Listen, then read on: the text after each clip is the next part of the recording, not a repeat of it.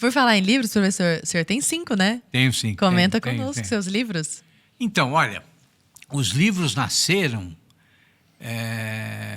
depois de muita reflexão a respeito do que o Ortega y Gasset fala no livro dele, Meditações do Quixote, né? Porque o Ortega tem essa frase clássica dele dizendo que eu sou eu e as minhas circunstâncias. Uhum. E se eu não salvo as minhas circunstâncias, eu não salvo a mim mesmo. Uhum. Né? E eu meditando sobre isso, eu comecei a perceber o seguinte, que eu só gostava de ler literatura universal. Entendeu? E assim, e como as minhas experiências com a leitura dos brasileiros sempre foram, na sua maioria, muito ruins, né? Então, assim, eu me recusava, né, enquanto crítico, eu ficava fazendo a crítica só dos grandes livros, né? Eu disse assim, não, eu preciso seguir o caminho inverso. Eu preciso reler a literatura brasileira, né? Inclusive aqueles autores já consagrados e tudo, com um novo olhar. Uhum. Né? Porque, assim, se eu não der conta da minha circunstância, como é que eu não vou dar conta de mim mesmo?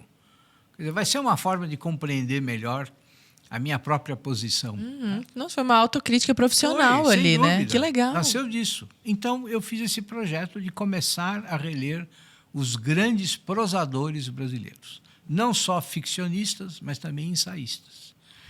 Então, 3 dos livros tratam disso. Quer dizer, o primeiro, que é o Muita Retórica, Pouca Literatura, que eu começo com o José de Alencar, e vou até Graça Aranha. Palavras gordas e ideias magras, né, professor? Magras, eu amo isso que o senhor fala. Quem falava era o Álvaro Lins. Ah, é? O Álvaro Lins. Foi um grande crítico brasileiro. Infelizmente esquecido também hoje, né? Um cara excepcional. Depois o segundo foi Esquecidos e Superestimados. Né? E o terceiro foi Percevejos, Ideólogos e Alguns Escritores. Que aí eu chego aí até o início da década de 40. Né? Agora estou preparando o volume seguinte. De 40 para frente. De 40 até 50 e pouco, mais ou menos. Né? A ideia é ter mais 2 volumes. Uhum.